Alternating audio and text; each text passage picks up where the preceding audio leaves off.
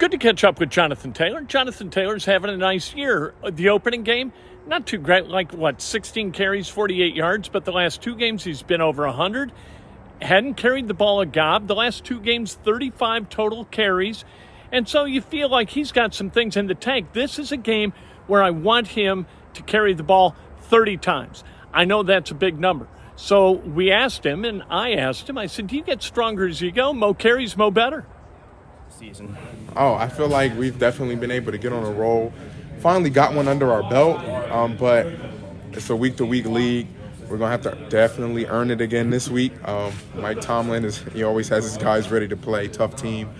But it's another great opportunity at home. We're going to feed off this energy at Lucas Oil, and we just got to fight, claw, and scratch for another win. I don't think you're going to find an NFL team that people say is not a physical team, but still, when we talked to Shane the other day, the first word out of his mouth when describing Pittsburgh was physical. What is it that makes that stand out when you see them? I think it's a mentality. Every play, doesn't matter how much time is left on the clock, they're going to play to the whistle. They're going to play fast. They're going to play aggressive.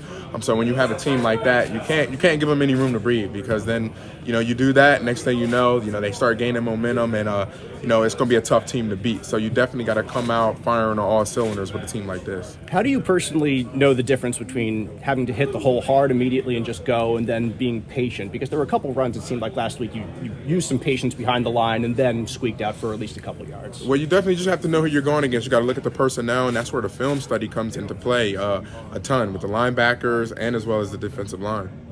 Is it hard to wait like that? Like you had a run on the left side where you just kind of came to a standing stop for about a 1 count and then went. Is that hard? No. If you have a lot of film study, then you kind of have an idea of what to anticipate. So it all comes from the study throughout the week.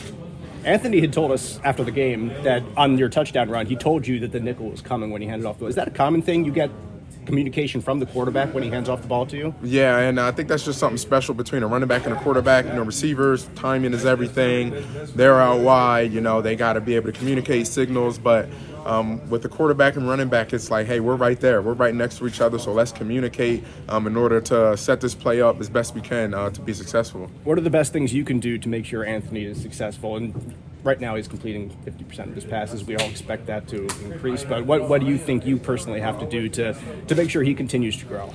Number one, continue to move the chains. Number two, we definitely have to keep him upright. That's what any quarterback, we got to keep him upright when he's in the pocket.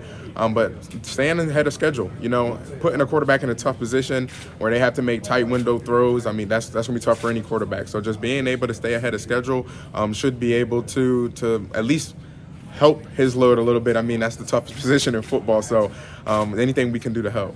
Do you get stronger as you go? Like mo carries, mo better?